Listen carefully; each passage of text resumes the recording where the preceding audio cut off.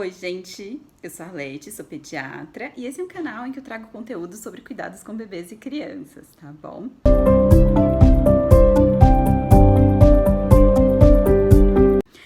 O tema de hoje é uma coisa que eu adoro, que é a introdução alimentar. Eu acho que é um dos momentos que eu tenho a oportunidade de propor para a família, não para o bebezinho, né? Mas para a família, medidas que melhorem a qualidade nutricional de todo mundo, dos irmãozinhos, dos pais, né? Que é um momento de, na verdade, de educação mesmo da família. E aí hoje eu vou falar para vocês sobre 7 dicas para a gente ter sucesso na introdução alimentar. A primeira dica é paciência. Por quê? Porque, gente, a recomendação da Academia Americana de Pediatria, da Sociedade Brasileira de Pediatria, é que a introdução alimentar seja feita a partir dos 6 meses. Por quê? Por uma questão de maturidade, né? Então, por volta dos 6 meses, o bebê já senta sem apoio, consegue sustentar bem a cervical. Tem uma coordenação do engolir, então ele já passou daquela fase ali de salivação, então ele já consegue engolir melhor. Já passou na fase oral de colocar tudo na boca, então ele já consegue lidar melhor com a colher, com o alimento numa consistência diferente do líquido, né? Então diminui os riscos de engasgo.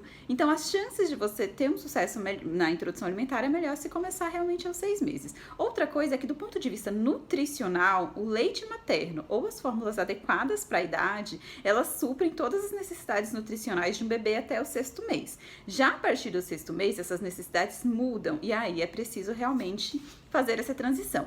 Então, o ideal é com 6 meses. Existem situações em que sim, é válido a gente adiantar um pouquinho, é muito individual essa avaliação, então com o pediatra tem que conversar se a mãe sentir essa necessidade, mas o que eu digo aqui é para não ter ansiedade de começar antes da hora. Então, um bebê que está em aleitamento materno exclusivo, ganhando peso adequadamente, de uma mãe que tem a possibilidade de manter esse aleitamento até os 6 meses, vamos esperar os 6 meses para fazer a introdução alimentar, tá bom? Então, muita paciência, acalmem o coração aí das vovós, das tias, que já querem colocar uma coisinha na boca do neném, deixa ele viver a fase oral primeiro e depois começa a introdução alimentar. E a segunda dica é uma sequência dessa, que é justamente observar os que a gente chama de sinais de prontidão para introdução alimentar, que é isso que eu já citei. Esses sinais, eles começam por volta dos 4 meses, e é por isso que as pessoas já ficam um pouco ansiosas. Sabe quando o bebê começa a pegar as coisas, levar tudo na boca? Às vezes a pessoa tá comendo e o bebê já leva a mãozinha tentando pegar, e se pegar, vai levar na boca, porque é isso que ele faz, ele experimenta o mundo pela boca, né? É a fase dos mordedores, o bebê já tem aquela salivação, que é também para introdução alimentar. Então ele começa a coçar o dentinho. Na verdade não tem dentinho, mas a gente tem a sensação de que ele está se coçando ali, tem muita salivação.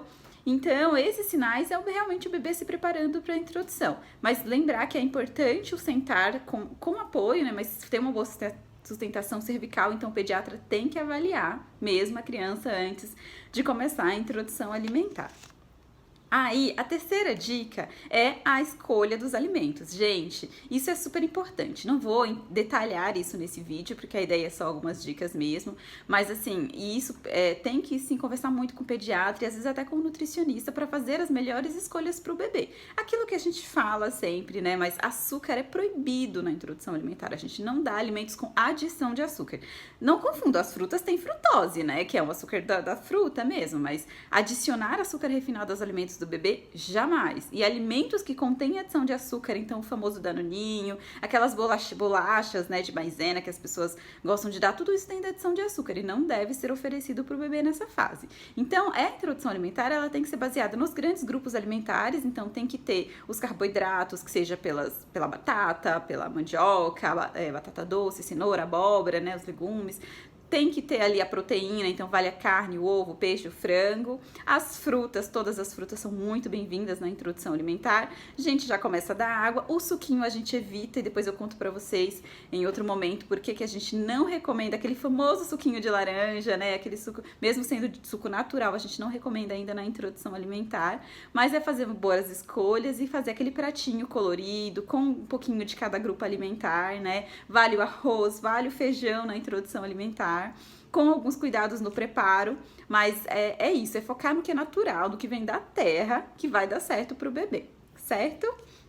Outro próximo passo é você respeitar a saciedade. Aqui Gente, é muito variável. Tem bebezinho que você dá uma colherada, 2 colheradinhas e ele já começa a travar a boquinha, a fazer que não, e ele não quer. E não vale insistir. Gente, não precisa insistir, forçar o bebê a comer.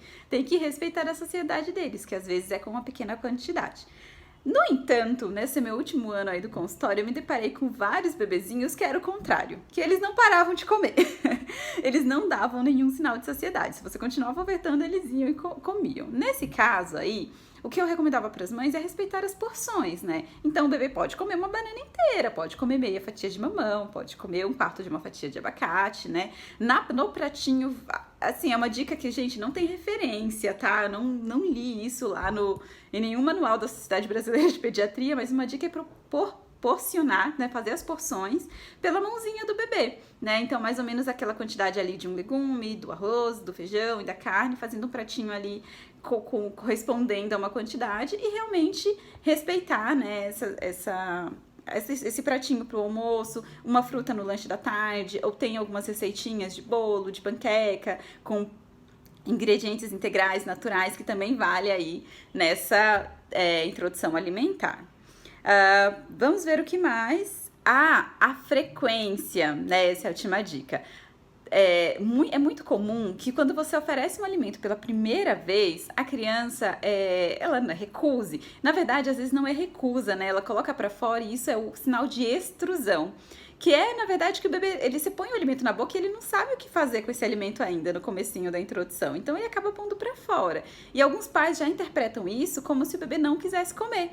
E não é verdade. Então, aquele mesmo alimento, ele precisa ser oferecido várias vezes, às vezes de forma diferente, até que o bebê realmente tenha uma aceitação adequada. Então, não desistam. Eu sempre recomendo que dê abacate pros bebês, né? E as mães falam que eles não gostam. Gente, dê de novo, até ele realmente reconhecer, saber lidar com aquela textura, né? Por último, não usar distrações na hora da alimentação. Gente, não criem esse mau hábito. O que são as distrações? Colocar para assistir desenho, colocar tela, colocar música, colocar brinquedo. Então, tem umas cadeirinhas que até vêm com os brinquedos. Eu falo pra você, olha, na hora da alimentação, vamos tirar os brinquedos e deixar só a comidinha mesmo. E a gente tem que fazer aquele mindfulness, né? Você tá comendo, é só pra comer, não é hora de assistir, de desenhar, de brincar, de nada. Isso vale para as crianças maiores também. Então, é só comer. É a hora da comidinha, a criança, você vai pôr ela sentadinha no cadeirão, numa cadeira adaptada, e deixar ali só realmente os alimentos para a criança e fazer essa oferta de acordo com a aceitação da criança.